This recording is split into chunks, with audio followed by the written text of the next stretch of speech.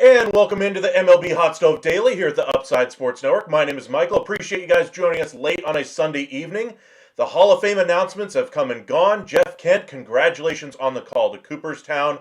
Hats off to a great career, much deserved. Several players, unfortunately, did not get in, including Barry Bonds, Roger Clemens, and others that now will not be eligible to get into the Hall of Fame, or at least be voted on to even get there until 2031. Only a handful of players actually received the requisite enough votes to be on the ballot the next time. Unfortunately for Bonds, Clemens, and others, they will not be eligible to be voted on until 2031. So unfortunate for them, and yet again unfortunate for us, because we still have to talk about these players getting held out of the Hall of Fame because of PEDs. You guys know my stance on it. You guys already know where I sit on this one. I don't want to continue to have to keep rehashing the PED era. Let's just honor baseball, move the story forward, and actually pay attention to great candidates that we had this time around. Dale Murphy, unfortunately, did not get enough votes in this round of voting to be able to get into Cooperstown. He will not be one of those players that has to be skipped, however. He did receive the requisite enough votes to be on the ballot the next time his era comes around. So good for him. At least he manages to stay on the ballot for the next round of voting. So hats off Jeff Kent on a great career, and now he heads to Cooperstown. As far as actual baseball news, we'll begin with the Pittsburgh Pirates. Ken Rosenthal reporting that the Pirates are one of the teams that have at least submitted an offer to Kyle Schwarber. Now 32 years old, primarily a DH only, has played in pretty much 150 games plus every single season while he's been in Philadelphia. Only missed a little bit of time anyway in 2024 with a hamstring strain anyway. Missed the minimum amount of games. He's been a consistent performer in Philadelphia. Not exactly the great batting average we all expected, but certainly the power numbers are there. 38 home runs, 108 RBIs, pretty much what you can count on him year in and year out. A high on-base percentage guy as well. Offense is desperately needed all across the industry right now, and no team needs it more, arguably, than the Pittsburgh Pirates. It is surprising to see them to go above the $100 million mark here, especially when you consider that's more than $25 million per season they would be giving to DH. Now, this is the type of player that certainly would help upgrade their offense, but certainly is not the type of player we've seen them sign in recent years. So we'll see if this one ultimately gets done. I doubt he signs in Pittsburgh. I still think he ends up in one of the major markets, most likely back with his current team, or his former team, I guess you could say now, since he's a free agent, in the Philadelphia Phillies. But we shall see. Let us know in the comment section where you guys think Kyle Schwarber ultimately lands. And let us know, how surprised are you that the Pittsburgh Pirates are the team that's been announced as the surprising offer? 4 years, $100 million. To me, this sounds like as high as Pittsburgh probably was willing to go. And they just said, hey, can we go ahead and let the other teams know about your offer to our client? They probably said, yeah, because we ain't going any higher. So go ahead and let our fan base know that we are willing to go to this point. Perks to their fan base, obviously. And also gets the number up higher for their client, Kyle Schwarber. So it sounds like Pittsburgh is the most likely, is now most likely on the outside looking in. Not that I ever thought they were going to be a front runner in this case anyway, but I think it's pretty much clear at this point that if it's above $25 million per season, Pittsburgh has no business being in that market. Absolutely, they need to increase their payroll, but there are bigger needs on that roster that they could fulfill with other free agents that are out there that might be a little bit cheaper and be able to fill multiple holes rather than just that DH spot with Kyle Schwarber. All right, welcome in everybody. Got quite a few people in our chat. Be sure to hit that like and subscribe if you have not done so already. Welcome in Mark, Ethan, Ryan. Appreciate you coming back. Sean, welcome back in. Brady Singer trade to Texas. We could see it. I wouldn't be surprised. That's the type of pitcher I could see them going for as a number 5 type starter. Singer on pretty much any other rotation would probably be a number 4, maybe even a number 3. For me, though, I think Texas is looking bigger game hunting. We'll get into some of the free agents that are available on the market. We did over quite a few of the trade possibilities in our first video, our MLB Winter Meetings Kickoff show. If you guys want to check that one out, please feel free to hit that like, subscribe, and check out that video from a few hours ago where we went over the trade market. We're going to go over quite a bit of the free agent market and then get into some of the matchmaking with teams, seeing where players could land, and then finally some trades as well. Ethan, would you do Seager for Dominguez and Stanton to offset the money? If I'm Texas, I still say no to that one, even though I would love Jason Dominguez as a player. He's kind of redundant in the current outfield alignment. He wouldn't really have everyday at-bats, and other players who would need everyday at-bats, if he was in the lineup, would be losing those at-bats. And then Stanton is just completely superfluous in that deal. I wouldn't do that deal. Now, if it was another deal to offset money another way, say like a Carlos Rodon coming back, I could certainly see that. And instead of Jason Dominguez, maybe you put a couple prospects in there instead of Dominguez and just kind of rework it that way. That's one trade I could see for Seager happening, where you're not necessarily including outfielders coming back. You're including pitching. You're including money on the pitching side of things. And that's where I could really see Texas trying to take advantage of the Yankees if they were the team for Corey Seager. Remember, in our first video of the day, we talked a little bit about the Corey Seager saga around the Texas Rangers, how he was possibly the name that was going to be headed out before Marcus Semien. Those rumors have since quieted down, but we were talking about in the first video how the Atlanta Braves, Los Angeles Dodgers, New York Yankees, and some other dark horses could emerge over the winter meetings. As far as fits for Corey Seager, I would not be surprised to see Texas try to offload that salary. Yankees, as we mentioned, were one of those teams. I just don't see Stanton and Dominguez being the package that Texas would ask for. I think they would look for a different piece, a major piece instead of Dominguez in that deal, and they'd take a different piece back than Stanton to take the money off of that deal as well. Which starting pitchers will the Chicago Cubs sign? They need to add a couple in my mind, so let's go ahead and dig into some of the pitchers that are available. All right, so let's go ahead and scroll all the way down here. We're going to go straight into just starting pitching to begin with, and then we'll go over some of the other cases for free agents as well. Tyler Anderson, now 36, could certainly be a one-year option for a team looking to, patch up the back of their rotation. Chris Bassett had his moments last year. He could be a number 3 in a decent playoff rotation, probably a number 4 in a World Series contending team. Walker Buehler experiment, I think, pretty much fizzled out with the Boston Red Sox last year. Probably going to be signing a one-year prove-it type of a deal, which is what he signed with the Red Sox last year. But he signed for $21 million. He's probably going to take about half of that, maybe less than half of that, to sign this offseason. Then you get into the Griffin Cannings of the world, the Savalis, the Cobbs, Cortez, Crismat, DeSclafani. None of those guys are difference makers. Patrick Corbin, however, yes, that Patrick Corbin with a 7 ERA basically until last year. Last year he was pretty dang filthy for the Texas Rangers. You could count on him for about 5 2/3 and then the wheels would fall off. So as long as you know what you're getting in Patrick Corbin, he ain't going to sign for $1 million this year. But if you could sign him for, say, 1 year, $5 million with performance bonuses that could, say, take it up to 10 based on innings, based on strikeouts, those kinds of things, if he's able to repeat that performance, well worth the investment on the starting pitching side. Some other names to look at. Going just down the list alphabetically here. Zach Eflin, Eric Fedde, Chris Flexen. Some of those names could be decent options in a rotation. Fedde's probably a long reliever at this point, or at least a minor league guy with an invite to spring training. Zach Eflin, probably in that 1 year prove it type of a contract type of a player. Flexen, probably a long relief guy at this point in his career. And then you get into Zach Gallen. Now, his case is kind of interesting for me. He goes into his final year of his contract with the Diamondbacks and doesn't exactly put up zeros. Kind of struggles throughout. Ups and downs all season long. I think he could sign, I think he will sign for at least, a nine-figure deal, getting over $100 million, but I don't think it's going to be for significantly more. So look for him to sign, say, a 5-year deal worth, say, $25, $26 million, somewhere in that range. He could sign for a little bit more with a lower AAV. Don't be surprised about that at all. But he could have certainly used a better platform year. If he tries to do the prove-it type of a deal, I could see him going that route if the AAV is high enough. But what is he, 30 years old now? I mean, he's not going to get a 6 or a 7-year deal in my mind. He's probably looking at a 5-year deal, best case scenario. So maybe he does try to go for the 1-year high AAV since he's not going to get that 6, 7-year mega deal that some of these free agent starters have been getting. Lucas Giolito, another name that's out there. Tony Gonsolin, John Gray. I would expect him to kind of retire at this point. He had a nice run with the Texas Rangers last year. Injuries kind of ate him up. I don't think that's the reason, though, for him leaving the game. I think he's just far more committed to what he's got going on off the field, both with his charities and with his family right now. He's just a great teammate, great overall guy. I wouldn't be surprised to see him kind of hang around the game, though, as kind of a consultant, those kinds of things. But at 34 years old, I think he could still be a very effective starting pitcher. The question is, how much does he want to put his body through that again? I just don't see him necessarily signing a long-term deal anywhere either. So if it is going to be signing somewhere, he's probably going to sign a 1-year deal loaded with incentives to kind of see if he hits those innings pitched marks.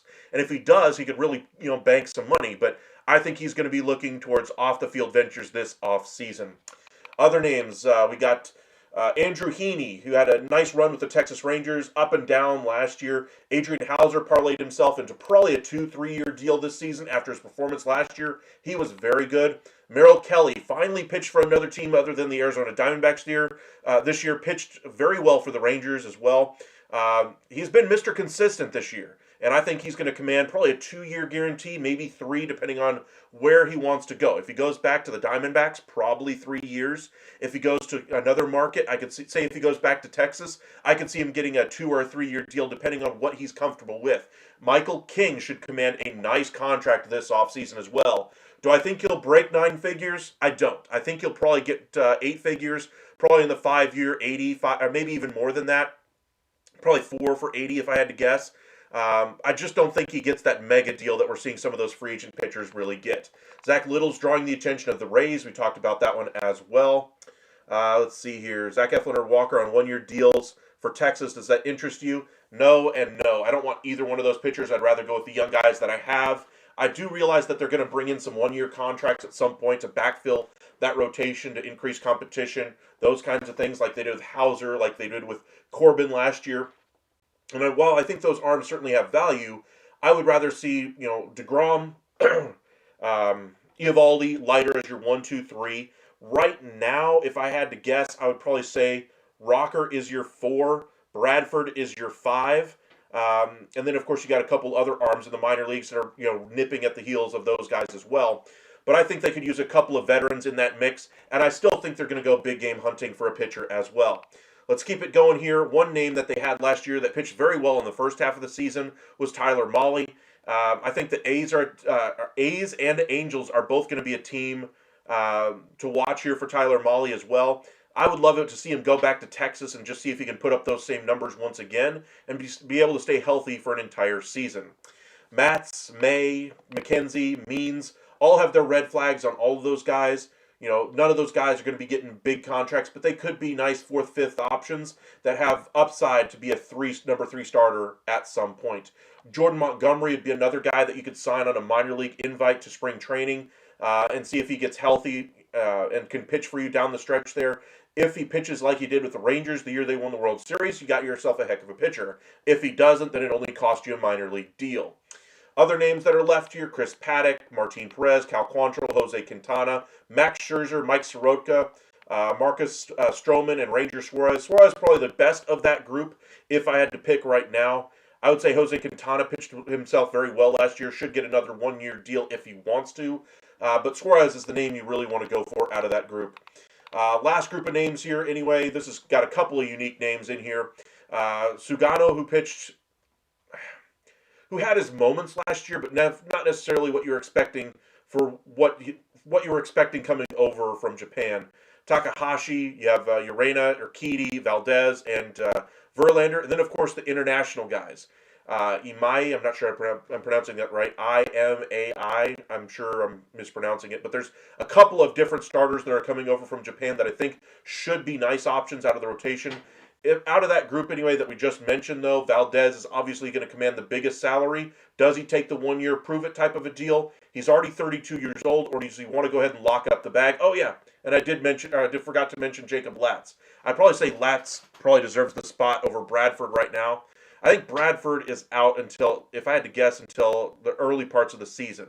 But I'd say Latz did enough last season to really earn himself a spot, or at least a chance to be in that starting rotation next season.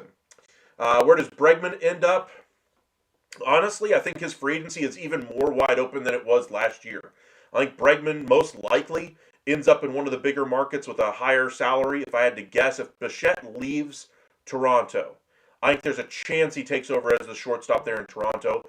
His natural position is shortstop. He played third base in Houston because they already had Correa there and so forth and so on. But I wouldn't be surprised if Toronto tried to get something like that done. Other teams that I could see him going to, back to Boston, obviously. The Yankees, if they miss out on Bellinger and Tucker. I'd say the Mets could use him at third base as well. Cubs, I'm sure, will kick the tires on him once again. Same thing with the Tigers. Houston, I'm sure, will explore the possibility of a reunion, even though they already have Paredes, Correa, Pena already in-house. Just kind of depends on what the numbers really turn out to be.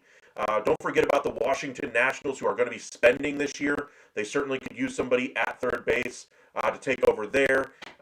They have C.J. Abrams, but that's a trade candidate this year. If they move on from him, obviously that opens up a spot there.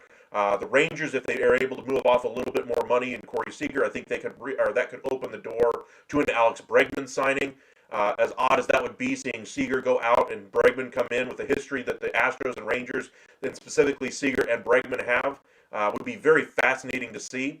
But we shall see. Do I like Lucas Giolito to Texas? Honestly, no. I'd love to see him stay in the Northeast. I thought he pitched pretty well anyway last year for the Red Sox, with the injury issues being a concern, of course. But for me, I'd love to see Giolito go back to Boston and kind of wrap up their needs in that rotation as far as I'm concerned. All right, let's check out a few of the other names that are available at the winter meetings this year. Let's start with the relievers. Kind of just picking out a few names as we go down the list. If you guys want to mention another one, feel free. I'm not going to go through every single one of them. But Shawn Armstrong is the first one that completely jumps off the screen to me. If you followed the Texas Rangers last year, he was the one pitcher that they really could count on out of that bullpen. Sure, they had Robert Garcia in the first half, but he blew up around the All-Star break and never really recovered after that. Meanwhile, Shawn Armstrong, some of the best relief pitching we've seen in probably the last 50 years in Major League Baseball, the ability to get outs, those kinds of things. He wasn't necessarily a huge strikeout artist, but his ability to to not allow those runners to score. I forget what the specific stat was, but he was one of like 4 pitchers in Major League Baseball history to be able to do it. I forget what the specific thing was that he did last year. I think there was consecutive outings without allowing a run or allowing an inherited runner to score or something along those lines. But Shawn Armstrong was absolutely magical last season. Signed a very low-cost deal with the Rangers last year, a 1-year, $2 or $4 million deal. Pittance for a reliever for the quality that he gave. If he gets a longer-term deal, say like a 2-year, maybe even a 3-year commitment, I think could be what gets it done for Shawn Armstrong based off of what he did last year. I don't think he's going to have to settle for a 1-year contract. How much would it have to be? If Texas is trying to save a little bit of money, obviously, but if they offered him, say, 2 years, $12 million, I think he'd probably take that from the Rangers. If he goes elsewhere, maybe a little bit more, say 3 for 18, probably would get it done if he went elsewhere. I think he just really found a home with Texas last year, and I think you'd take a little bit of a discount, maybe on the years, to get that, or to stay with Texas and just keep with that consistency, stay where he found that success. All right, some other names that you might mention from that you might have seen from years past. Ryan Brazier, Scott Barlow, Chris Davinsky. Those are all three of those guys aren't necessarily going to break your bullpen or break your budget or anything like that, but could be nice pieces, depth options, minor league invites to kind of grow with. Then of course you get the Diaz guys, Alexi Diaz, and then Edwin Diaz. Diaz is looking for a 5-year, $100 million deal. 212 is what I was saying. If he's asking 216, you're out. Well, he's not going to get closer money. That's $8 million a season. That's roughly what I would expect Kenley Jansen to get. I would say Armstrong is going to be a touch beneath that. So that's why I said about 6 per season. But as far as Edwin Diaz, he's looking for that 5-year, $100 million deal that he got from the Mets a couple of years ago. Basically a replica, just trying to replicate what he got. I get it. He's trying to lock up more long-term money. That's why he opted out of the deal. I just don't think he's going to get it. I think that teams like the Dodgers will be in there. I think the Mets absolutely will be. Yankees will be. Blue Jays will be. Any team that really needs a high-end reliever. Even the Rangers, I'm sure, will at least kick the tires. The question will be, what will the price be? If he goes to a team like, say, the Mets, Dodgers, Yankees, or one of those other big markets, I could see him getting 4 years, $80 million. I doubt he gets the full 5 years once again because we saw it happen in the WBC. He's 32 years old now. Injuries don't get better with age. They don't slow down with age. In fact, they get faster. You accrue more of those nagging injuries. It's just what happens as you get older. Now, he's one of the few options back there at the back end of the bullpen that can make a difference to a game or in the way he can. So that's why he's still going to command probably in that $20 million range. I just doubt he gets the full 5 years. Now, maybe he wants to opt out after next year and just tries to get another year and show that he's still healthy and able to hit free agency once again next year. Maybe he goes for a big front-loaded deal, say $25 million in the first year, and then $15 in 3 years after that with an option after that first year, something along those lines. You could structure that contract in a number of different ways. My point is, I just don't think Edwin Diaz gets 5 for 100. 4 for 80 is what I'm going to expect for Edwin Diaz to ultimately land. Maybe even a little bit more than that, but I doubt he gets the 5th year guaranteed. I do need to get that new mic. I agree there. I'm looking at one right now, actually. We'll have to see if I can get a good deal on the mic. I'll have to check. All right. Other names. Pete Fairbanks, another name to kind of check on. Kyle Finnegan, closing ability. Finnegan, a lot of teams have kicked him around last offseason. Didn't exactly light things up this season. He's still a decent depth option for a lot of bullpens out there, so I could see him signing, say, a 1-year, $6 million deal with a team where he has a guaranteed first shot at being the closer, but I doubt it that he gets anything beyond that. He's certainly not getting a 2-year commitment from somebody unless it's, say, like a team option for $8 million or something like that. If he has an insane year this year, they can take advantage of it next season. But I think he still ends up with a 1-year guarantee. Other big names that you may recognize out of this reliever group anyway: Luke Jackson, Liam Hendricks, kind of smaller options here. Chad Green, Kenley Jansen, of course, maybe 1 year, maybe a 1-year deal somewhere. Maybe back with the Angels. Maybe Detroit kicks the tires on him. I could see the Cubs going and taking a look at him as well. Let's see, Canely, Kopech, I think could be a very interesting name at the winter meetings this year. I think he has the ability to be a dominant type of a closer, or at least kind of those multi-inning type of closers, like we've seen have success with Josh Hader and others. I think he could be the next guy in that group, but he's 30 years old now. Is he able to stay healthy enough to be considered in that group or not? Jose Leclerc had a nice couple years with Texas, up and down season last year, not exactly to command much as well. Lighter, kind of a middle relief option. Chris Martin probably going to retire after this season anyway. He's probably done at this point. Nick Martinez, kind of seen as a starter/reliever, took the qualifying offer last year. Obviously cashed in while he could. Obviously taking a little bit of a discount this year as well. You like Kenley Jansen, the Rangers, 1 year, 9. I could see that happening. Robert, welcome in. Appreciate you joining us. Just kind of wrapping up these names here. Ryan Presley, Evan Phillips, Adam Ottavino. Some interesting names that could be middle relief options with some closing experience. Jordan Romano fits that category as well. You got this Taylor Scott, Paul Sewald, middle options again. Drew Smith is out there. Ryan Stanek, another 7th inning option. Let's see here. Trevino, Suarez, Reyna. Luke Weaver could command probably a 3-year deal, 3-year 30, 3-year 35 from a team. He was very good for the Yankees. I could see him commanding a nice return uh, in free agency this year. Kirby Yates, probably going to take a 1 year deal somewhere, something like he took from the Rangers 2 years ago, not like he got from the Dodgers last offseason. You think the Rangers will be only 1 year, 2 year contracts, only do 1 or 2 year contracts? I would agree. I think they're going to look for some arms that are, um, say, like a starting pitcher. If there's a starting pitcher that they really like, I could see them giving a multi-year deal. If there's a catcher that they really like, I think it's probably going to have to go via trade. If there's a hitter that they like, if it's a Bregman, or if they free up enough money to go after one of those big bats this year, a versatile bat like a Bellinger or something like that. I doubt they do any of those things aside from the starting pitcher, but those would be the guys they give more than a 1 or 2 year deal. As far as bullpen arms, they're only going to do 1 or 2 year deals. They've never really heavily invested in the bullpen. The last true closer they brought in and paid real money to was Joe Nathan. Loved him as far as when he was with the Texas Rangers. Would love to see the equivalent of Joe Nathan go to Texas right now, but I just don't think that pitcher is out there right now for them to go after. Do you think Kirby Yates retires? He probably gets 1 year, 5 or 6. I could see him signing another 1 year deal. Just try to cash in one more time before he does retire. I think he was looking for a World Series championship last year and got it. And so I think his last motivation is try to, get one more slice at the apple and just try to walk away after that. Mark, welcome in. Appreciate you joining us. Do you have confidence that Mike Elias will sign a pitcher to a multi-year contract?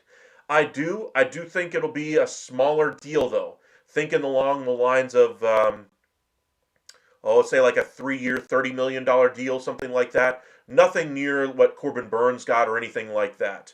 Welcome in, Demon D. Appreciate you joining us once again. Kenneth, welcome in. Pirates fan here. I know it might be crazy for saying this, but I finally think Nutting is ready to start spending money, and some of the bats on this team definitely got the pitching with Skeens leading the way.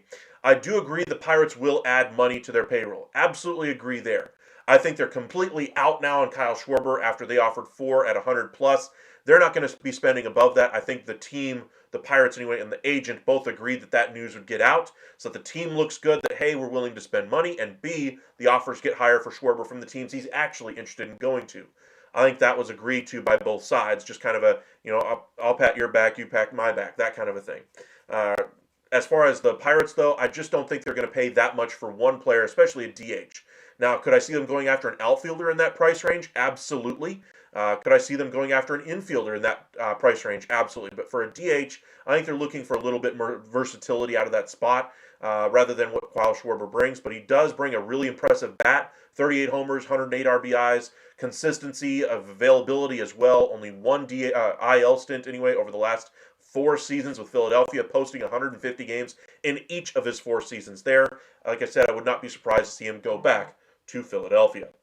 All right, let's try to wrap up this reliever market here, just pointing out some of the names that we might notice. Danny Colomb traded at the deadline this year, Chafin last year. Both could be decent options for middle relief, long relief. Holby Milner probably goes back to Texas. He found a home this season with the Rangers. Would not be surprised to see a 1 year, $2 to $3 million deal. However, they do have a pitcher coming that's almost exactly like Holby Milner. Do they just want to go with the farmhand who pitches almost the exact same way and save the $3 million, or do they bring him in and have their farmhand whenever he does go down, or if there's a dip in performance, whatever the case may be? Let's see here. You got Newcomb, Pomerantz, Rogers, Soto, Suter, and Justin Wilson. Not any huge names anyway on the pitching side. On the lefty side of things, Jalen Beeks as well is there. So that's kind of your pitching market here in free agency. Not a whole lot to go off of there as far as relievers. A couple of closers, right-handed relievers anyway. Other than that, you're looking at a bunch of middling guys. So this is a good market for teams looking to load up on those guys on a 1 or 2 year deal. They got quite a few names that are out there. Expect those guys to sign late in free agency, though. So let's go ahead and check out kind of our top 50 according to MLB Trade Rumors. Free agents with predictions is what they had, so we'll kind of go along and have some fun predicting where these guys go. Y'all want to start at the bottom or the top? They have number 1 being Kyle Tucker.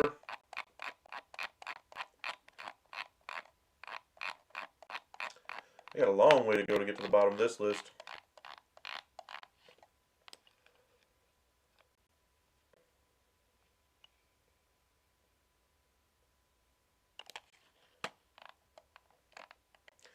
50, Willie Castro. Let's start at the bottom and go up. All right, so they've got, let's see, honorable mentions. Miguel Andujar, Sean Armstrong, Josh Bell. Let's see, Lewin Diaz already went international. Paul Goldschmidt was left off of this. Austin Hayes, Reese Hoskins, Adrian Hauser, Danny Jansen, Kenley Jansen. Max Kepler, Michael Kopech, Starling Marte. We did see Phil Maton sign, by the way, Cubs, 2 years, 14.5. Kind of a cheap deal for a great reliever last year. He was very consistent. We just saw Mullins get signed, 1 year, $7 million. James McCann is out there for backup catcher. He played very well last year. He could be a nice bat for somebody. They left off Ozuna and Yates, among others. Okay. Just saw a report, Framber met with San Francisco. Well, they do need another starting pitcher. After Verlander left, they could use a number 3-4 type starter. Would not be surprised to see them go after one of the bigger names there. Mark Feinsand, anyway, reporting anyway that Kyle Tucker's probably going to take some time with his decision. Will be signing after the winter meetings, as he has teams lined up after the winter meetings to meet with and those kinds of things. So there was a conversation as to whether or not Bellinger or Tucker would sign first. He thinks Bellinger is the clear choice as to which one signs first. The question is, does he sign at the meetings or not? Welcome in, Sam. Welcome back. Welcome back, Brianna. All right. Number 50, Willie Castro. They believe some mix of some of the mid-market to smaller market teams gets Willie Castro on a 2-year, $7 million AAV. A's, Brewers, Padres. I could see him going to the Padres and taking over that Luis Arraez role. That would be a nice fit. I could see that one. That would kind of fit. If I had to guess, pure shot in the dark, I'd probably say the Padres would make some sense. I'd say the Rangers make some sense if they don't sign Luis Arraez. 49, Victor Caratini, 2 for 7 AAV again. They believe the Rays and Rangers are a possibility. Rangers have kicked the tires on Caratini. I know they've already talked with his representation. I'm not sure they go after Caratini. I think they're looking more the trade route first, because $7 million for Caratini, a lot like the Higashioka deal, I'd rather have Higashioka between the two. And you need 2 of those guys. So not saying that you don't need Caratini because you already have Higashioka. I just think they'd rather have a longer-term commitment with a catcher, somebody they can grow with. There's a couple of catchers anyway that I'm keeping an eye on. 2 of them from the Miami Marlins, Hicks and not Fuentes, the other catcher.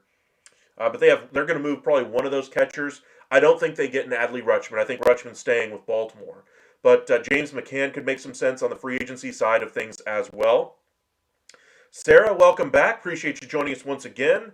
I loved who my Cardinals picked up in the Sonny Gray trade. I thought they did very well as well. Cardinals moving on from the commitment there financially, very good for them. They're going to be one of the more active teams here at the winter meetings with a number of players that they're going to have available on the trade market. Max Scherzer, 1 year, 15 is what they're speculating. I could see 1 year, 15. I think he's probably worth that still. Showed that he was worth it in the series. They predict basically a scatter shot here. Giants, Blue Jays, Guardians, and Tigers. Scherzer says he wants to go back with the Blue Jays. And they just signed Ponce. They just signed Dylan Cease. Ramirez, thank you. That was the other one I was thinking of. I would probably go with Ramirez as the one I would prefer out of that group of those 3 Miami Marlins catchers. But for Scherzer, I'm going to say he probably goes back to the Blue Jays. If he does go there, maybe a 1 year, $12 million deal. Since they've already signed a couple of guys to kind of fill some of that role there. They do have the money freed up from Bassett, but they're gonna want to sign another a position player with Bichette moving on most likely. 47, Tyler Mahle, 1 year, 15. I think that's a legitimate offer as well. I think he's going to be looking for a 1 year prove it type of a deal.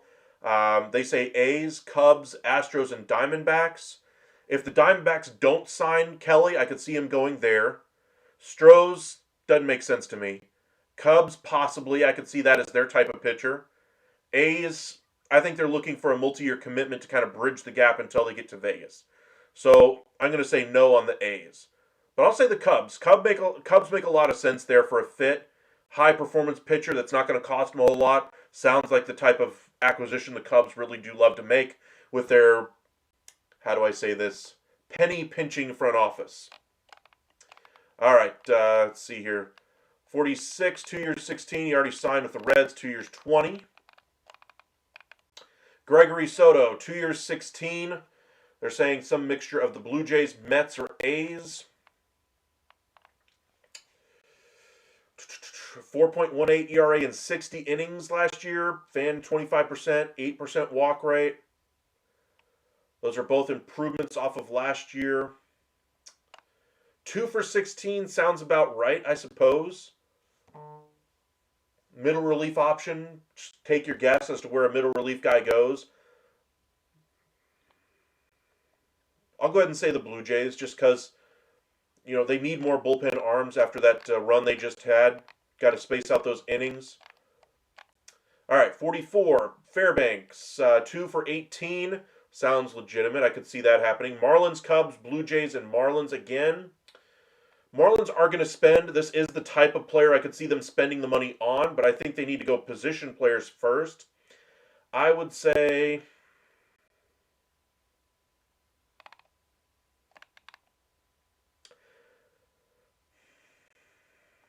Actually, I'm going to say he goes with the Reds. Just something about it just screams the type of pitcher the Reds are going to use in that 8th and 9th inning role. So I'll say the Reds for Pete Fairbanks. 43, Sir Anthony Dominguez, 2 for 18. That seems rich. I would not go quite that high. 62 innings, 30% strikeout rate with a 14% walk rate, 3.16 ERA. A little bit better numbers than Gregory Soto, but his performance is just so up and down from year to year. I would sign him to a 1-year, $9 million deal, or maybe a 1-year, 8 with incentives to 12. Something like that. Cubs, Braves, Blue Jays, and A's. If he gets a multi-year commitment, I could see the A's. Blue Jays, I don't see it. Braves, they're going to increase their payroll. They need more bullpen arms. This could be a fit there. I like that guess. Cubs need more bullpen help as well. I'll say the Braves. I think he'd be the kind of pitcher in front of Iglesias that could give them some help there and could fill in when Iglesias inevitably goes on the IL once again with some type of a malady. Tyler Rogers, 2 for 18 again, another middle relief guy. They have Orioles, Tigers, Orioles, and Mets. I'll just go ahead and chalk it up to the Orioles and say he goes there. I mean,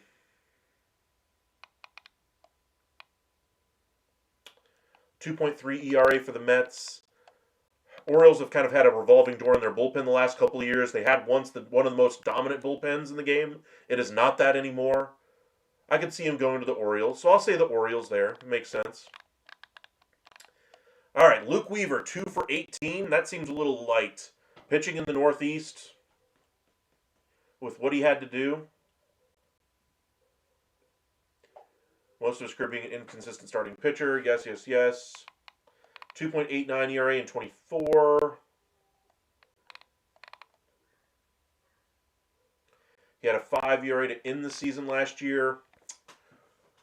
Maybe 2 years is right then. I don't think he goes back to New York. I think they're going to spend their money elsewhere.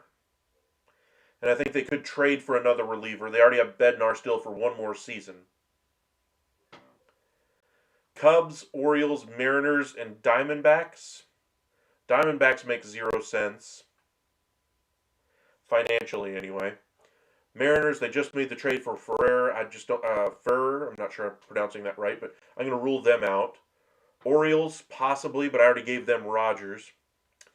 Cubs, maybe. I'll say he goes to the Mets. I'll say that Edwin Diaz leaves New York and Luke Weaver goes to the Mets in the 8th inning role in front of Devin Williams, basically taking 2 Yankees relievers and turning them into the Mets. Wait, have we seen this before many times already? Yes, we have. So rinse and repeat, more Yankees going across town to the Mets there. Okay. Finnegan at 40, 2 years, 20. That seems rich.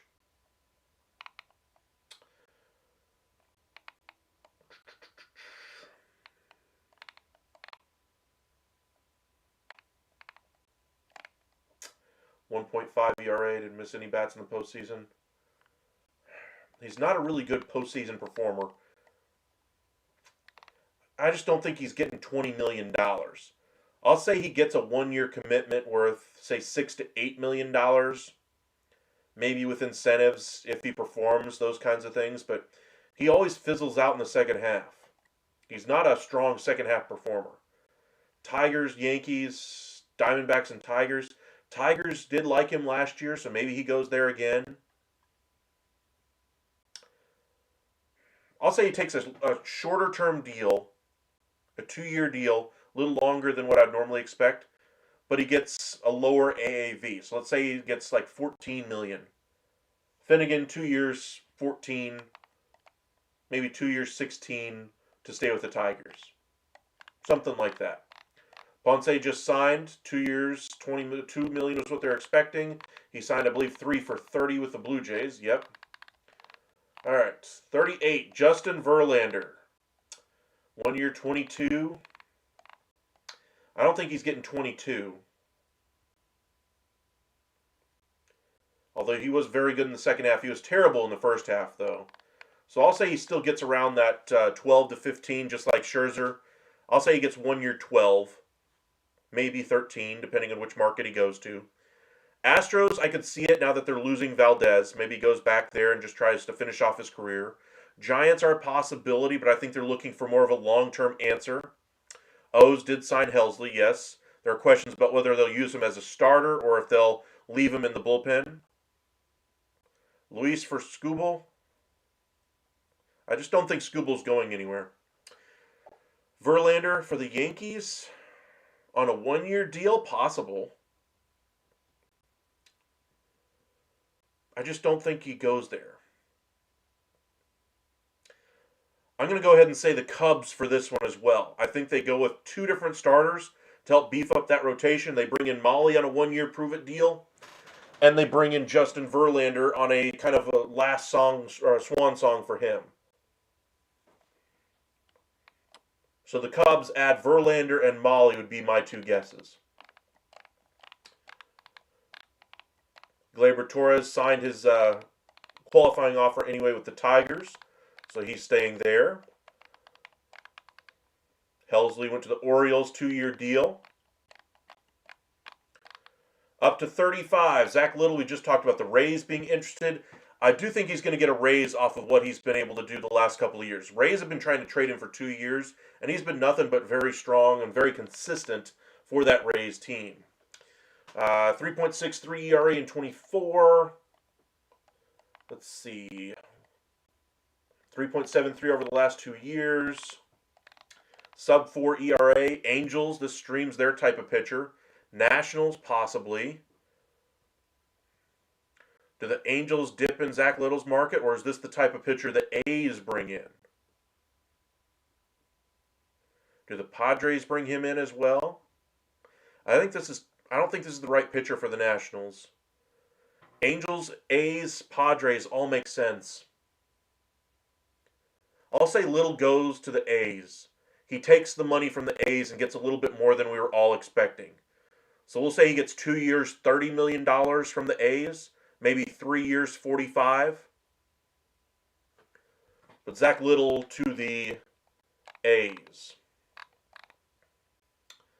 Luis Arise. They have the Rangers, Diamondbacks, and Twins. 12 to 13 million is about the AAV I expect for him. I just don't see the Rangers spending the money to bring in Luis Arise. I think they've got too many guys that can fill that position. Now, if they somehow found a way to offload Jock Peterson's money a little bit and free up his spot on the roster, then I could see Luis Arise going there. But until they do something like that, or until they free up the money of Corey Seager, I just don't see Luis Arise going there.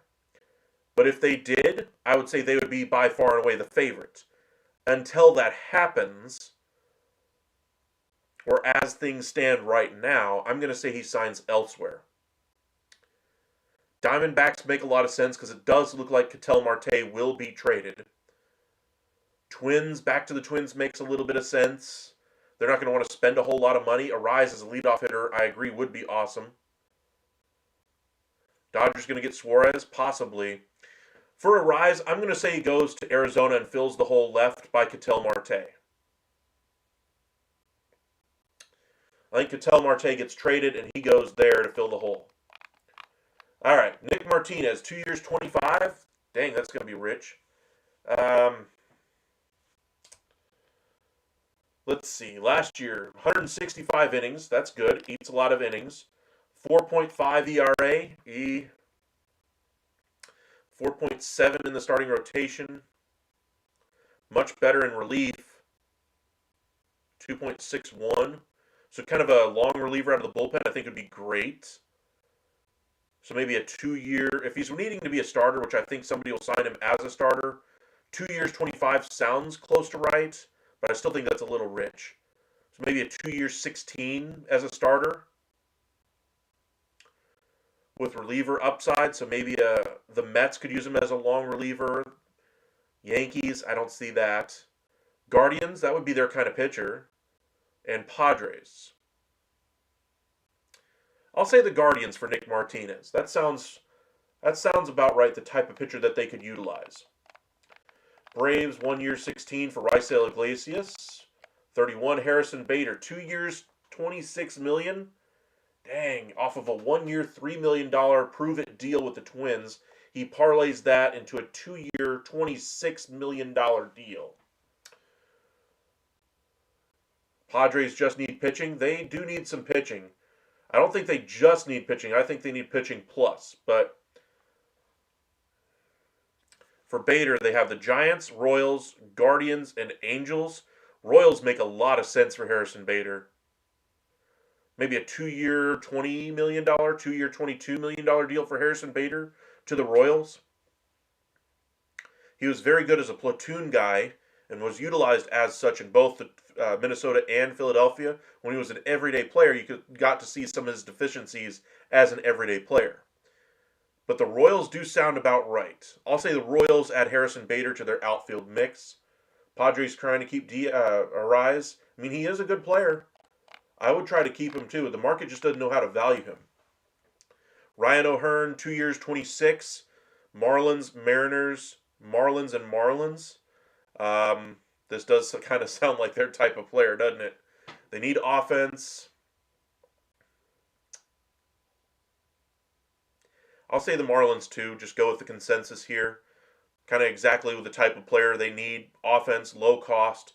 2 years, 26. Beefs up their payroll enough to keep the MLB PA happy. Makes sense. JT Realmuto, 2 years, 30. Sounds about right. I think Philadelphia is where he stays. I think 2 years, $30 million sounds about right as well. Maybe 2 years, 35.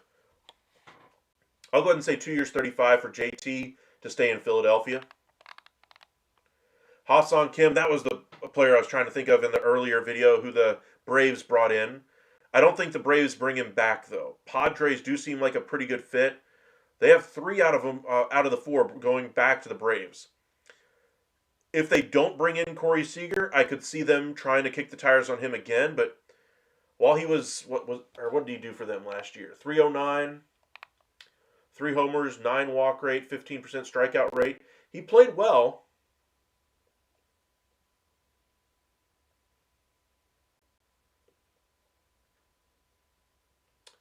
In his first 19 games, 1 for 19 slump. His end-of-season batting line did not look good. Of course, that includes the Rays numbers. So all in all, a 234 hitter last year. 234 hitter at a position that's completely devoid of talent in free agency, I still think could get you 2 years 20. But 2 years 30 seems like a reach. I don't think the Braves are necessarily going to go back with that experiment again. I think they're going to go bigger game hunting via trade, whether that be an Abrams, a Seager, or some other option, maybe even Bo Bichette. But I think Ha-Seong Kim will go elsewhere. Does he go to San Diego? I'll say no. I'm going to say the Minnesota Twins for Ha-Seong Kim. Utilize him as kind of a utility player. Shortstop, third base, second base, DH. I'll say Minnesota Twins, and they try to figure out what they're going to do with that infield. He's going to be kind of that Willie Castro type of a player, except even more so, because he's going to play even more than Willie Castro did. So I'll say Ha-Seong Kim to the Twins.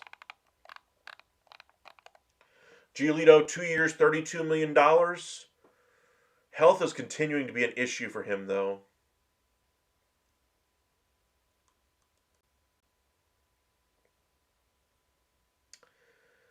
Reached 140 innings. Innings are hard to come by. So 2 years, I suppose, sounds right.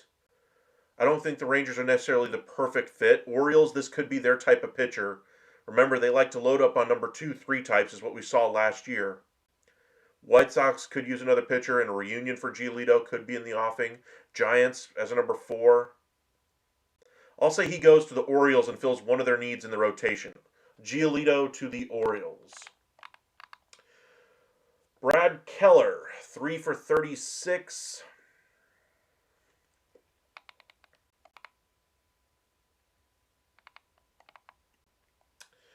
.69 innings, 2.07 ERA in 1 year. The rest of it, eh.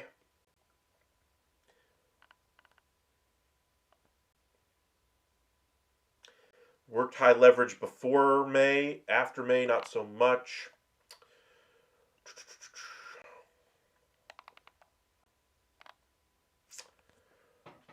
Yankees, Braves, and Braves are what they're saying for Keller.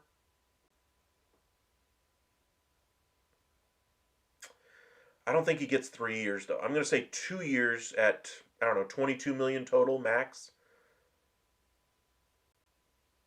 Yeah, 2 years, 22, 2 years, 18, somewhere in there. And I'll say he goes to Cincinnati. So Cincinnati adds 2 arms out of this group here. Jose, Pete Alonso would be a good fit in Philly.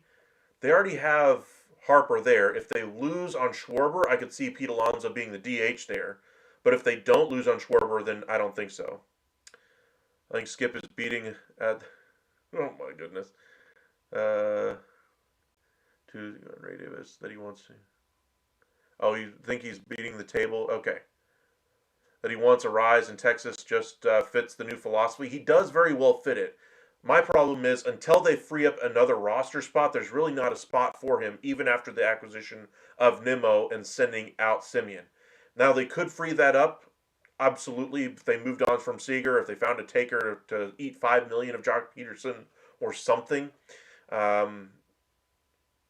It's not that hard to see them getting to that, and I think that is absolutely the type of player that they want to bring in. The question is, will they be able to free up a spot, or do they want to free up a spot to bring him in? I think that's the bigger question there. I think if Skip is beating the table for a rise, I'm sure he's beating the table for other players that he's been comfortable with. We just saw Jonah Bride get signed by the Rangers on a minor league deal, a player he had worked with in Miami. Jake Berger is still here. You have the ability of them going after one of the Marlins catchers in Hicks or Ramirez. Would not be surprised if one of those Miami Marlins finds their way to Texas. They just signed another relief pitcher, I believe, as well, in the minors as well, from the Miami Marlins team. Maybe they even go the trade route with the Marlins to kind of solve some of their needs in the bullpen as well. All right, let's keep it rolling. 25, Merrill Kelly, 2 years, 36. I say he goes back to the Diamondbacks as well. I just think that's overwhelmingly likely. I think if there's 2 other teams that he could go to, 1 being the Texas Rangers because he just pitched there, and 2 being the LA Angels because of Mike Maddox. 2 for 36. I think if the Diamondbacks have that offer on the table, he signs it immediately and tries to finish his career as a member of the Diamondbacks. But 2 for 36 does sound about right for Merrill Kelly. Welcome in, Master Vin Man. Appreciate you joining us once again. Haven't checked on the score on Sunday Night Football in a while. What's the score, y'all? I'll let y'all tell me here while I keep going. Chris Bassett, 2 for 38. Braves, A's, Braves, and Yankees. Braves sound perfect for this type of player. Just think Charlie Morton at the end of his career. I think that's exactly what you see in Chris Bassett right now. So I'd say the Braves are spot on for him. Doesn't cost a whole lot as far as a long-term investment. They're willing to increase their payroll right now and be a top 5 team. If they bring in Chris Bassett and a couple of arms in the bullpen, that kind of a thing, I think this thing could really get going for Atlanta and get themselves back in contention in the National League. I think this was just a one-year blip where they had such poor performance on the pitching side of things. The offense starts slowly, that kind of a thing. But I think the Braves are going to be back next season. 10-10. Dang, I guess the Chiefs decided to play a little bit of football finally. All right, let's keep it going here. Jorge Polanco, 3 for 42. He certainly played well last year. He has earned that deal. His flexibility is invaluable. Mariners, Royals, and Pirates. I think this is exactly the type of player the Pirates should go after right now. Royals make a whole lot of sense. Mariners do as well, but I think they're looking elsewhere to improve that roster. I think they're probably going to go the trade route because they have so many good prospects, or even staying internal there. I'm going to go ahead and say he goes to the Pittsburgh Pirates and solves some of their needs in that infield. 3 for 42, I think, is probably what gets it done as well. So Polanco to the Pirates. Pirates adding to their payroll. Thunderstruck. Any transactions happen today? Well, Kent, of course, went into the Hall of Fame. Let's go ahead and update and just see if anything else is happening at the moment. Mullins deal, the Ferrer deal we saw yesterday. Let's check on X and see if anything is happening real quick. You have me curious. Mariners need Polanco? I just don't think they do.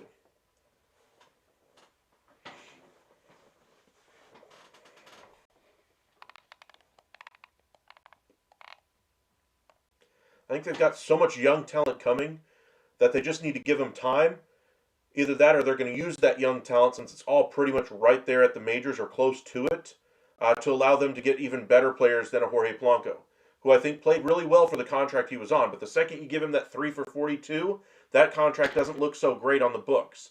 Think of the way Mitch Garver signed with the Seattle Mariners 2 years, what was it, 2 years 36, 2 years 30, something like that? How that contract looked in year 2. I think that's what you'd have to watch out for Jorge Polanco this season if you're the Mariners. All right, let's keep going down the list here. Imanaga, 1-year deal, ended up taking the qualifying offer. Robert Suarez, 3 for 48. Now, he did opt out of his final 2 years, 36. I think that was the correct move. I think he could easily, or 16 anyway, I think he could easily get 3 for 30. Does he get 3 for 48? Teams are desperate for relief pitching. I could see the Dodgers there. I could see the Mets there if they don't get Luke Weaver. Dodgers make a lot of sense. Rangers make some sense here. Yankees make some sense. After pitching in that division, Dodgers got to see him a lot. Sub-3 ERA. I mean, almost 28% strikeout rate, 6% walk rate, career high in innings. I mean, there's not really much fault in his free agent profile, I guess. So I could see 3 for 48 absolutely happening. I think that would take the Rangers out of contention. This could be the cheaper option to Edwin Diaz if you sign Suarez and Luke Weaver instead of going after Diaz. I could see that. I'll go ahead and say the Mets for him as well. I think they load up on that bullpen, bring in Suarez, Weaver on top of Williams, and then Diaz is left to drift probably to the Dodgers out of that group. Suarez to the Cubs includes Shaw on the deal for Gore. I would like that if I'm the Cubs. You upgrade at third base. Shaw I don't think is necessarily going to reach the ceiling that he's got. I think we see what kind of player he is. He seems to me a lot like the Josh Smith type of player the Texas Rangers have. Would you do Young for Brady Singer and then play Josh Smith at third and sign a Rise? I think it would cost more than Young, honestly, but I know baseball trade value, or the baseball trade value site has him valued really high. I just don't really see that. Bregman to the Cubs, I'm sure he'll be one of the names that's tossed around there. I just don't think the Cubs pony up the price to get it done. I am happy the Mariners brought back Naylor, surprising number that they were able to get him at. He had surprising speed for them last year as well. A lot of stolen bases once he got to Seattle. I think he was certainly a much bigger need for them than Polanco. All right, top 20, here we go. Suarez, 3 years, $63 million. Reds, A's, and Red Sox. I could see the Red Sox as he fills in for Bregman. That's a legitimate possibility. I think he'd be great with that green monster as well.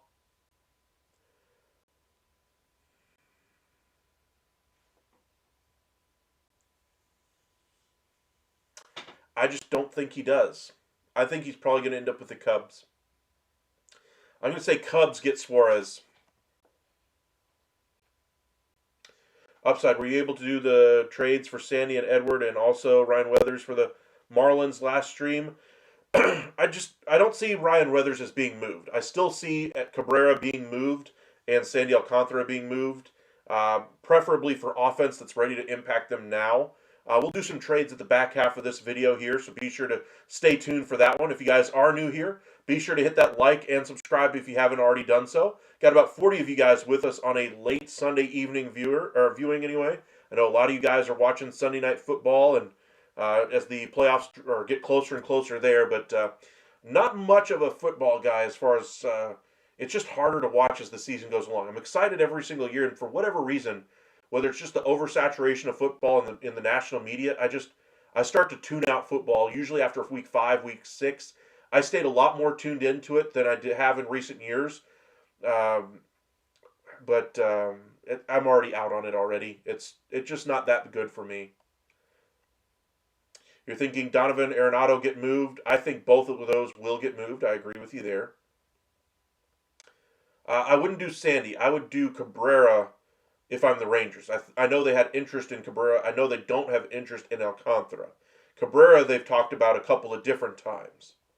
Would Suarez make sense for Miami at third base? It would from a financial standpoint. I just think he's going to go to another team. I think he's going to get paid more from another team, and I think he wants to play in a more competitive environment than Miami. So I just don't think he's going to go to Miami. Cubs 2 of 3 for Suarez. Maybe. I could see that. All right. Let's keep it going here. Okamoto, third base, first base, 4 years, $64 million. I could see that. Padres, Diamondbacks, Pirates, and Cubs. He'll be 30 years old middle of next year. Doesn't strike out a whole lot. Doesn't punch out a whole lot. Or the same thing. Why are they having back-to-back plate appearances? Or sentences there. Where's his numbers?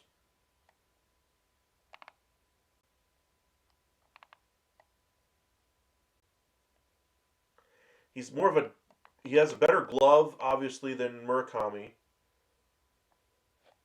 He's been a consistent source of power. These international guys are almost impossible to peg, especially these middle infielder types.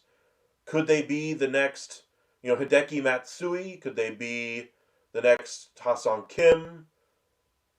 Could they be Yoshida from the Red Sox? It's all up in the air. For me, I think a 3-4 year deal is probably at the high end for Okamoto. I think a 4-year deal is probably going to have to get it done.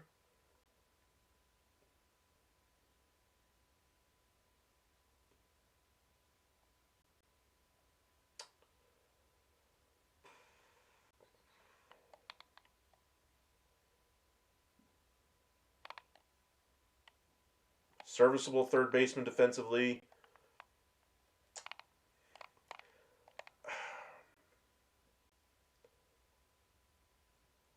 Does the versatility allow the Rangers to go after him is what I'm thinking about.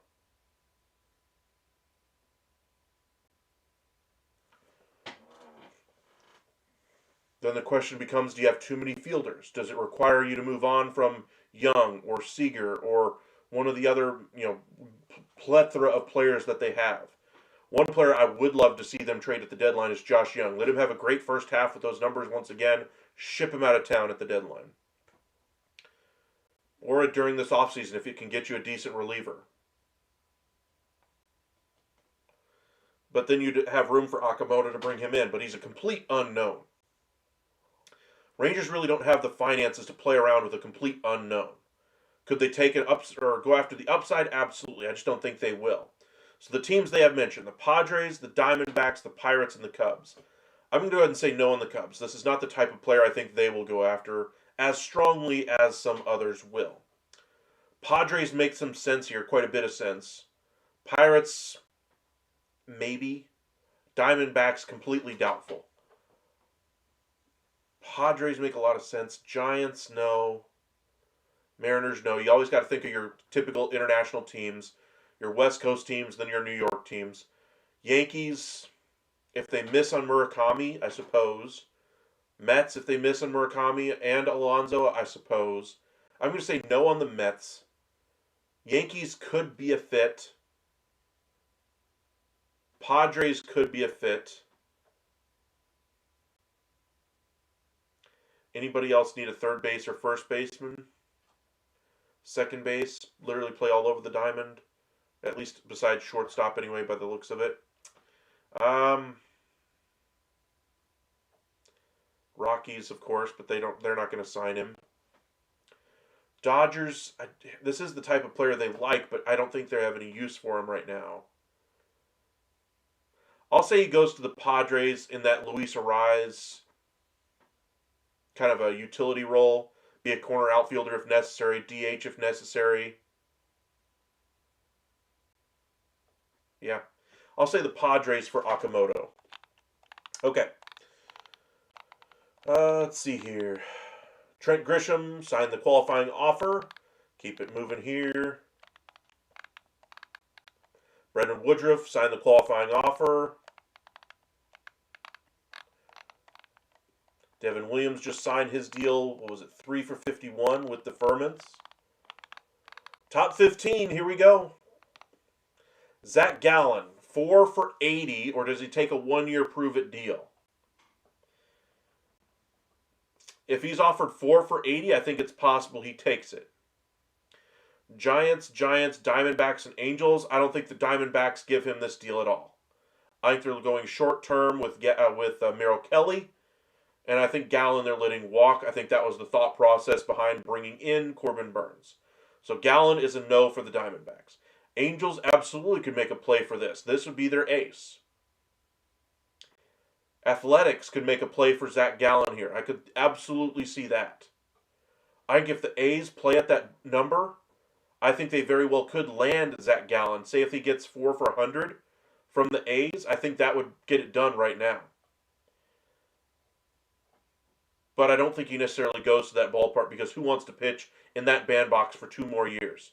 He ain't getting another contract if he goes to the A's. That's for sure. So the Giants, pitcher-friendly ballpark. A's, pitcher-friendly ballpark.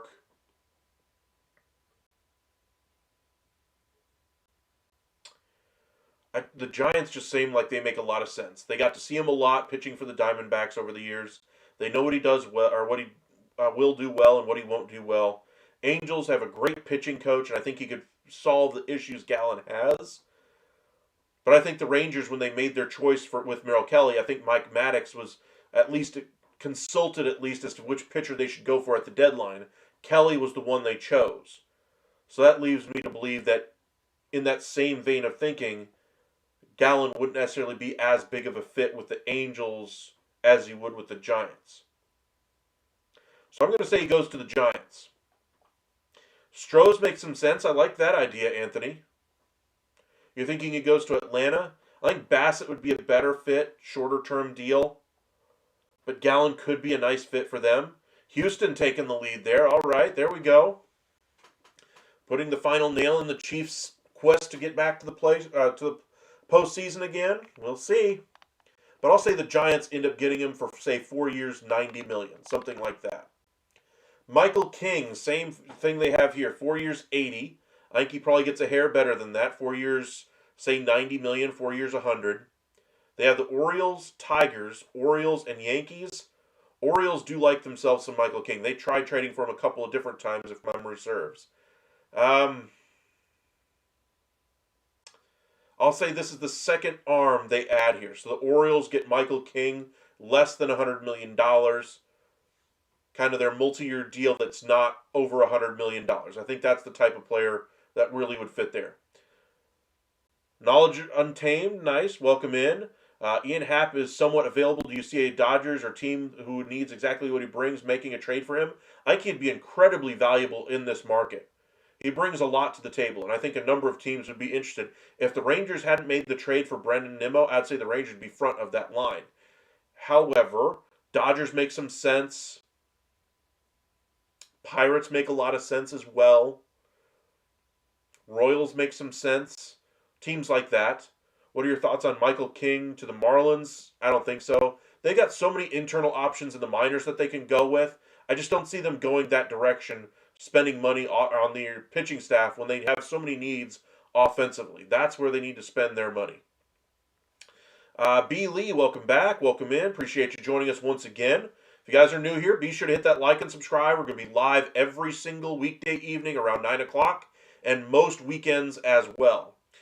So what do you think about Tucker's wife having all the Blue Jays' wives' girlfriends in her comments interacting with her? I don't think a hill of beans of it. I don't think, like, hey, they got along or they didn't get along, whoop-de-doo. I don't think that's a big factor. I think the biggest factor is going to be the city. I think it's going to be the money. I think it's going to be the chance to contend. I think it's going to be the length of the contract. I think it's going to be his role on the team. Those are the things I think he's really going to be taking into account. If he's expected to be the aircraft carrier and go head to head with Shohei Ohtani, those kinds of things, I think he's probably going to balk at that. If he can be the second or third star on a really great team, I think that would be his preference. And in Toronto, he would be the second or third star behind Vladimir Guerrero Jr., those kinds of things. Are there any international free agents out of Mexico or the Dominican Republic this year? There's usually a few, but nothing of the impact that usually comes out of Japan or Korea. All right, so King to the Orioles. Let's get into the top 13 now. Edwin Diaz, 4 years, $82 million. They're thinking right along with me. I think the Mets are going to go elsewhere with their pitching. I think the Yankees would love to bring in Diaz. I think it's going to come down to the Yankees and Dodgers. I don't think the Giants play at this level. I think the Blue Jays could be in the market for a little while, and then they'll fall by the wayside. I think this picture comes down to strictly the Dodgers and the Yankees, and the desperation, I think, from the Dodgers is really, I think that's really where it's going to go. So Dodgers get him. I think it's going to be 4 for probably 85 if he goes to the Dodgers, with a lot of deferrals, maybe even $90 million with the deferrals. We just saw Josh Naylor get signed 5 years, $92.5. So that's number 12. Number 11, just outside of the top 10, Pete Alonso. About the deal we expected to get that last year. I think he does get it this year. They have 2 votes for the Red Sox, 1 for the Mets, and 1 for the Reds. Red Sox do have a clear need over there at first base. If they trade Duran to the Giants in exchange for Eldridge, obviously not going to happen. If they trade Duran for Marte, they still have a hole at first base. Could still happen there. Mets obviously could come back. Do they have an in-house replacement? Murakami possibly coming in. Vientos. The Reds, I'm sure they've been interested in him a couple of different times. I don't think the Mets necessarily go to this level, and I think he's going to get the guarantee from another team out there.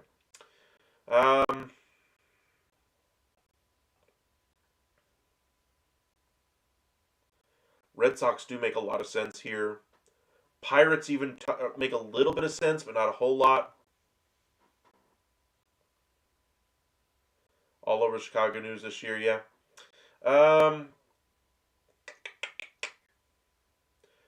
I'll say he goes back to the Mets simply because I think Murakami is going to go elsewhere.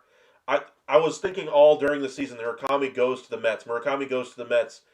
I'm beginning to lean he goes towards the Yankees if I had to guess right now. So in that case, that means Alonso goes back to the Mets. Ranger Suarez. 5 years, 115. They have Blue Jays, Giants, Cubs, and Cubs. I don't think the Cubs play at this level for a starting pitcher. Giants very well could, but I think they're going to sign other guys. Blue Jays could. Philly could. Does he go back to Philadelphia?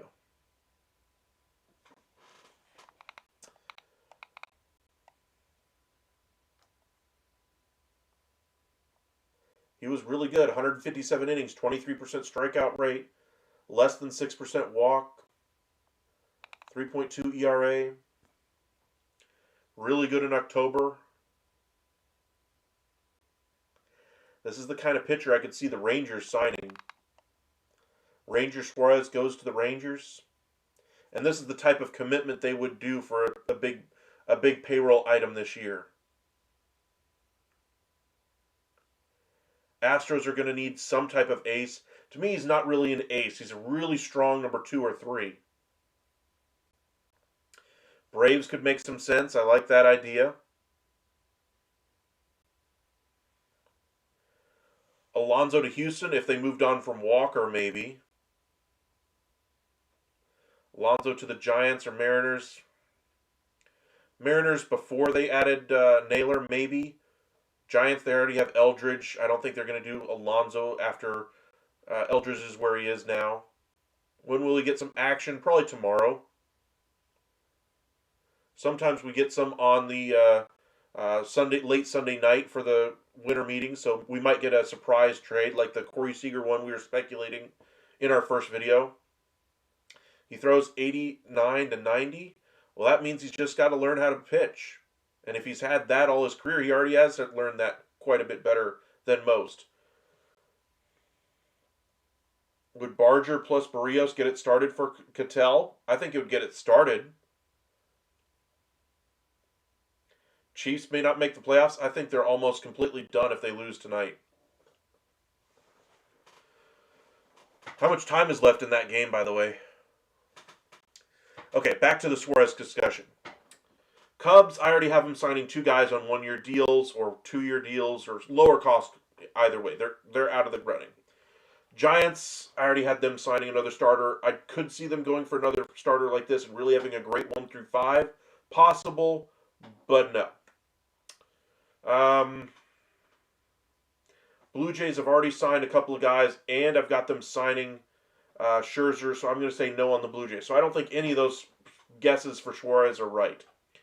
Phillies do make some sense as they could use his arm back in that rotation. They don't really have a replacement for him if he leaves.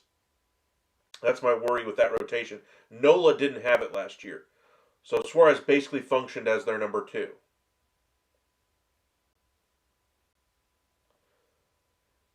I'm going to say he goes back to Philadelphia. They're kind of an inflexible spot. They pretty much have to bring back their own guys. Their finances are so tied up right now. Sean, yes, that was my prediction for the Cubs, is they do get Suarez. All right, let's keep it going here.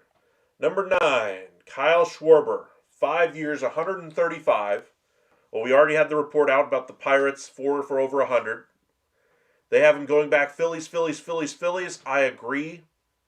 I think the contract is about right. He's been very durable. He's 32, had 150 games in each of his 4 years there in Philadelphia. I see no reason why they would move on from him.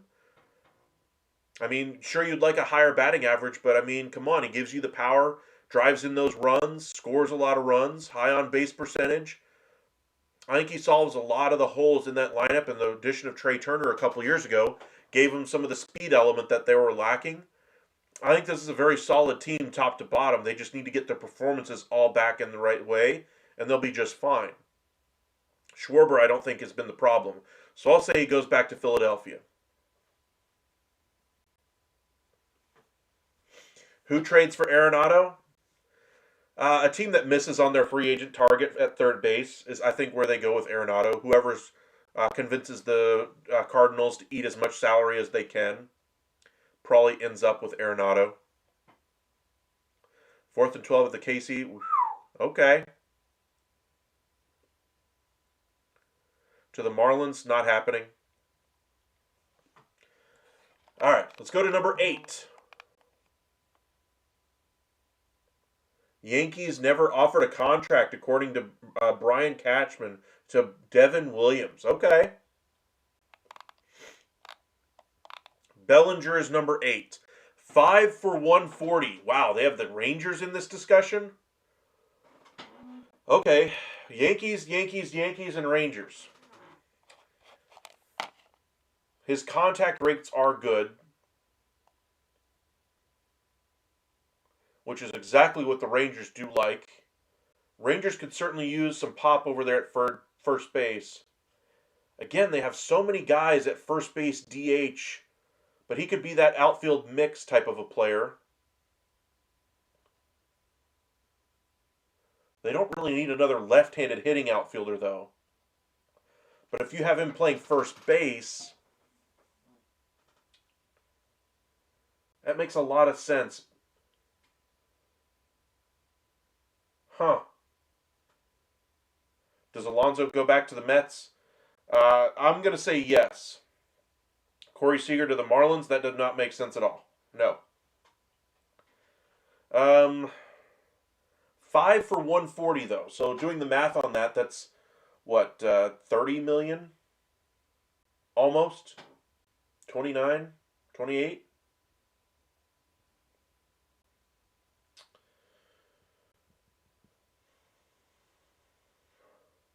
I think the Yankees can't afford to lose both Tucker and Bellinger. They do have guys in the wings that could fill those roles for them, though. Dominguez needs some time in the field. He could take over in the outfield. You brought back Grisham. I think Grisham threw a little bit of a curveball in their finances, but I don't think it would preclude them from adding either of these guys. At first base, of course, you could bring back Bellinger, but you have Spencer Jones as well. It's not imperative that you bring back Bellinger, but you know how the New York media is and how the New York market is and how the Yankees are always known for adding the big splashy player. They can't help themselves, and they shouldn't have to. They have a really strong team. They need to do better. Bellinger, or that Tucker is not in the price range. Wouldn't be a surprise. I'm kind of thinking the Blue Jays are going to be the team that really surprises us on Tucker. But Bellinger could easily go to the Nationals as well, although I think he enjoys playing in a competitive environment. But he is really what the Rangers value. $28 million, though, in payroll at a position they already have plenty of talent at. That's the part same thing with Luis Arraez, is that's the part I'm having the hard time wrapping my mind around. For a team that's trying to cut payroll, that you still have holes in your bullpen. You're trying to add a number, 3, 4 type starter to your rotation, a number 2 on anybody else's staff. Unless you're doing it via trade, Bellinger just doesn't fit. I'm going to go ahead and say the Yankees get Bellinger, but I like the idea there of what they're thinking as far as the Rangers there, because he is literally what they're looking for. Low strikeout, high on base, contact, bat-to-ball skills. If the Rangers had all the money in the world right now and could go after any player, I think Bellinger would be at the top of their list. I think Bregman would be at the top of their list. I think Arraez would be at the top of their list, and of course the starting pitchers. I don't think Tucker would necessarily be at the top of that list right now after the trade for Nimmo. But I'll say Bellinger to the Yankees is where it ultimately ends up. All right, Imai, I'm not sure how to pronounce it anyway, but Dodgers, Mets, and Cubs. He ain't going to the Dodgers, first and foremost. 6 years, 150. Ouch.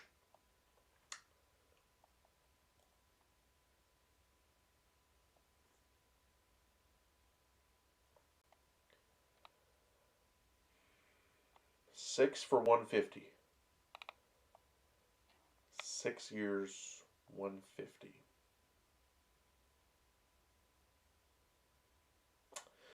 Well, 2.34 ERA, 1.92 this year. How old is he? 28 in May.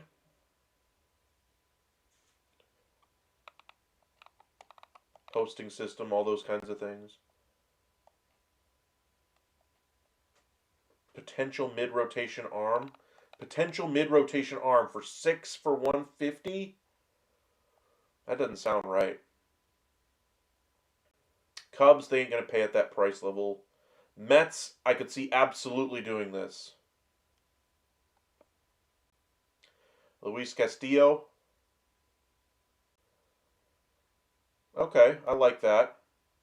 I think Zach Gallen ends up with the Cubs. Will the Cubs sign a closer? Cubs will add some bullpen help. A closer, questionable. Uh, I'll say he goes to the Mets because they need starting pitching. I think this is the first of the starting pitchers they add because they need to add two. KC picked off. Houston is going to win. Nice. Okay, so Imai to the Mets. Okay. Number 6. Could we have back-to-back pitchers going to the Mets? 5 for 150. Giants, Cubs, Giants, and Orioles. Orioles ain't paying at this price level. Cubs aren't paying at this price level. Giants absolutely could. Nationals absolutely could. Mets will be in this discussion. Astros will still be in this discussion as well. And if it's a $30 million price point, I think the Astros, they don't really have another ace besides Hunter Brown. And they have a lot of depth, sure. But it's all injury riddled and question marks and all those kinds of things. Upside, I believe this guy would make a lot of sense for the Phillies to sign because he's losing range. As far as this offseason that they don't re-sign him. You think Imai could to the Phillies? Possible. Giants make sense because Vitello is a fiery guy. You don't think the Astros like his antics anymore? Well, I mean, he threw at one of their catchers. So, yeah. My prediction last offseason was the Mets trade for him last year. That obviously didn't happen. They still need more starting pitching. Is this the second starter to go to the Mets? I think the Astros count on their depth. They go add another lower level guy that doesn't cost them a whole lot, saves them some more money, and Valdez goes to the Mets.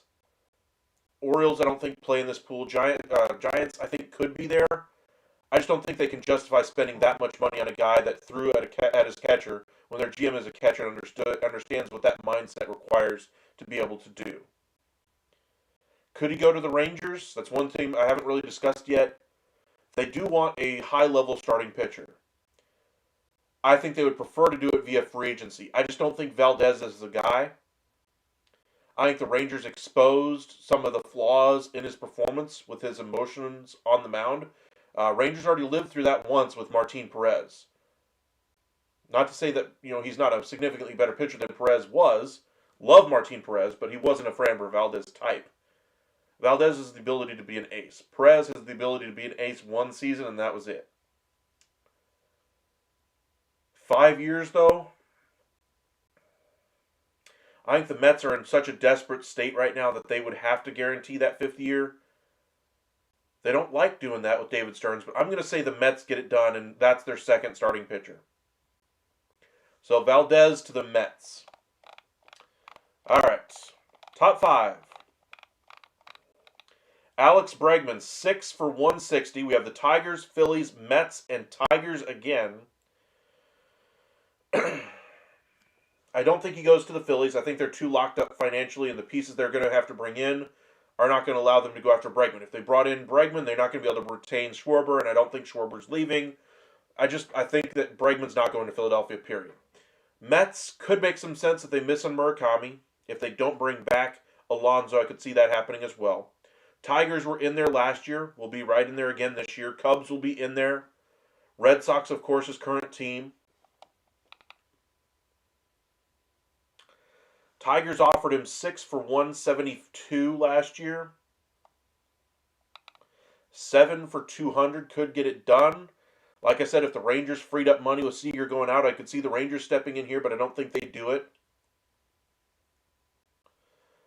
Yeah, I don't think, based off the prices we're seeing and the teams that are in need of starting pitching, which is everybody every single year, but how much they're going to cost, I think the Rangers are probably going to end up doing a trade of some kind to solve their issues that they have. Or going the Tyler Mahle route or the Merrill Kelly route, something along those lines. But Bregman, Phillies are a no. To me, the Mets ultimately will be a no. That leaves me the Tigers, the Cubs, the Red Sox, maybe even a team like the Blue Jays. Blue Jays already have an answer over there at third base with Barger, though. Shortstop, of course, he could fill in there since he was groomed as a shortstop coming up. If Bichette leaves, of course, that opens up some money.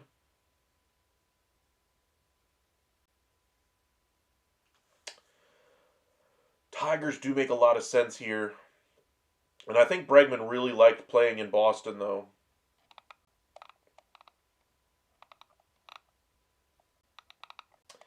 Injuries kind of dismantled the middle of his season.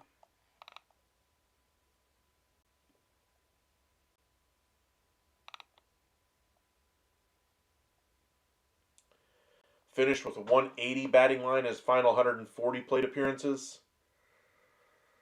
Ugh. Very hot start, though, is what carried it for him.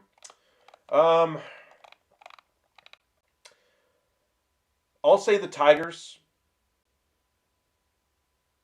only because I think that leaves it a little bit cheaper for the Red Sox to solve their other issues. Possibly a trade to bring in Marte, maybe a trade to bring in Nolan Arenado.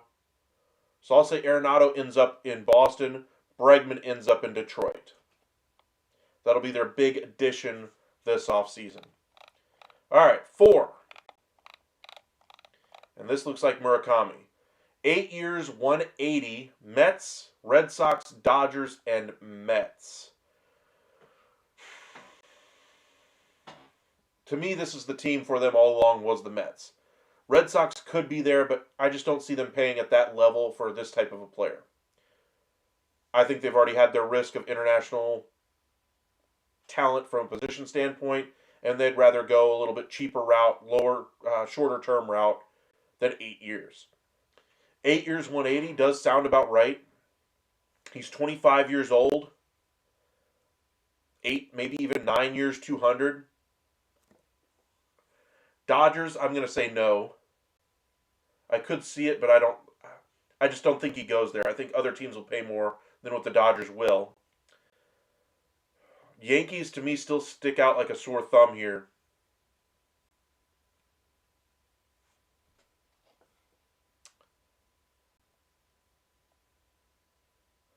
What would a Seager for a Barrios plus trade look like, assuming Bo isn't returning to the Jays? I would have said Yasevich, but he performed too well in the postseason. I don't think he's tradable now. I just don't think there's a trade that would work between those two teams. I think Barrios for the ballast of the trade makes sense for the money wise. Kind of give Barrios a number 4 starter role in Texas. Makes some sense. I agree there. I just don't think the two teams line up really well for trade between at least with that framework of a deal. You think Murakami is going to play first in the majors? Could he go to the Yankees? Play a little bit of third, a little bit of first. Mets are putting a premium on defense.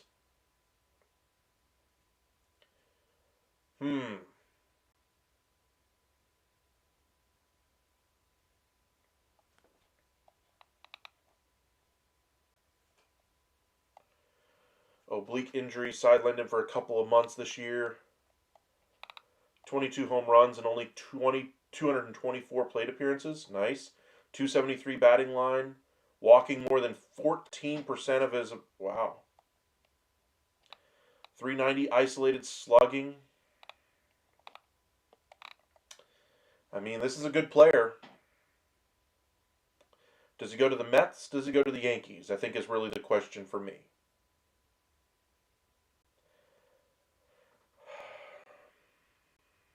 I think Bellinger goes to the Yankees. And I'll say Murakami is the second bat that goes to the Yankees, and they miss on Tucker. Okay. And then we just saw Dylan Cease, 7 for 210. Deferred money going to the Blue Jays, scratching him off the board. So now we go to our top 2. And we pretty much know who they are. Bo Bichette. They're predicting 8 for 208. Blue Jays, Blue Jays, Blue Jays, and Blue Jays. So who are some of the other teams that could be in here? Verducci just predicted Tucker to the Jays. I'm kind of leaning that way myself. Do they sign both of those guys, though? I think they're willing to take on the money to do it. But I think the Braves could be the team in here for Bichette because their needs at shortstop. Who else makes some sense for a shortstop here? Yankees, if they're continuing to be unhappy with Volpe, if they find a taker, blah, blah, blah.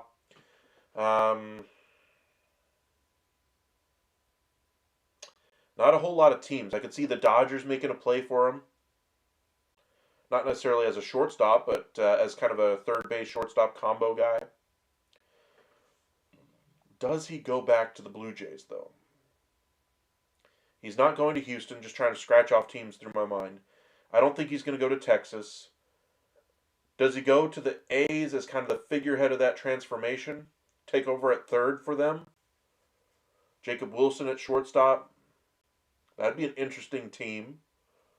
A's could be a surprise team there. Is this a player for the Nationals at third base? They're going to spend money on somebody. And I do think he could get the money from the Nationals, and they're going to spend it. I'll say Bichette to the Nationals because that makes a lot of sense, both financially and for the fit there at third base.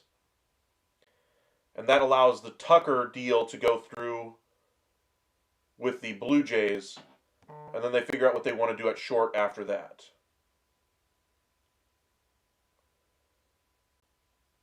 I like that. I think I like that.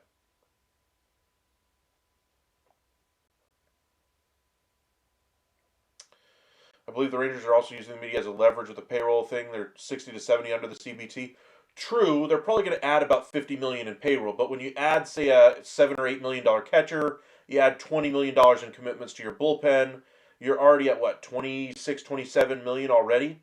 You can sign one guy for about 25 million. You're not going to add multiple. And if you add Luis Arraez, that adds another 12 to 13 million to that, and then you got maybe money for one closer left, or one other impact player on the utility player side, or a right-handed hitting outfielder, something along those lines. So you see how quickly that money just disappears once you add in your bullpen.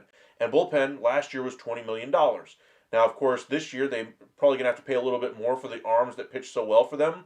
So maybe that price is more like $25 million. And if you spend $10 million on your catcher via trade, or 15 if you bring in Murphy, or however you decide to go, then you have even less to spend. So I'm going to say that for the Rangers, they're still going to be in on some of these bigger names, but they're probably going to fall just short on a lot of these guys here. Joe Ball, welcome in. Appreciate you joining us. It's going pretty well. Red Sox, I think, have their toes in pretty much everything right now. Bregman, we're talking Marte, Duran trades. We're talking pitching trades as well. First base possibilities. A lot of ways the Red Sox can go. Jimenez can play short next year for the Jays. Kind of my thoughts as far as a replacement. There was a floated trade between the Jays for C.J. Abrams after signing Tucker. That would be a possibility. That was one of the names that we talked about in our first video that is on the trade market. Texans win 20-10. End of the Chiefs in the postseason. Texans finally coming on here in the second half here. Well, that's what I'm saying. The Rangers still are spending more money than keep on saying. Well, they still have money, yes, but they don't have as much as even you would believe. Like if the Rangers have, if you believe, say, $50 million to get to, say, around $200 million in payroll, I would say at least half of that is going to needs they clearly can identify. Bullpen, they need pretty much everything. Catcher, probably another $6 to $10 million for a backup catcher, or a guy who can split time with Higashioka. And then you're looking for one big addition, and they've said they want to add to the rotation. Do I think they could play in the pool for Imani? Absolutely. Or Imai, or whatever his name is. Absolutely. There's a couple other starters I think they could be in that same range for. I think their preference would be a shorter-term deal for a guy like Merrill Kelly at that $18 million, $20 million price range. Maybe even a Zach Gallen at the 4 for $20 million each year. $80 million total would be in their price range. But that's about where their pricing is right now for extra money if you're a Rangers fan. All right, and then, of course, the number one target in free agency is Kyle Tucker.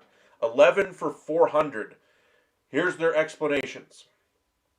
Dodgers, Yankees, Phillies, and Giants. Giants, I think, make a lot of sense. Yankees as well. Dodgers, less so. Phillies, absolutely not. Then, of course, we have teams like the Mets that are still in there. Teams like the Blue Jays that are absolutely in there. And a couple other teams that are looking to increase their payroll that could surprise us. Angels, of course, could use a player like this as well. I think he doesn't want to be the aircraft carrier on a team. So to me, that eliminates the Angels, teams without a true number one player. With the Blue Jays, you get that with Vladimir Guerrero Jr. Obviously with the Dodgers, but again, I don't think he goes there. Giants, I think they had serious interest in him last offseason as far as they're trying to target him in free agency this year. I think they're going to end up holding a bag full of cash that nobody wants again. Now, they made progress last year being a free agent destination. I think they'll continue that progress on the pitching side this year. I just think they're going to miss the boat here on Kyle Tucker. Am I a bit of a prisoner of the moment with the good news around Tucker going to the Blue Jays and all the headlines around it right now? Absolutely.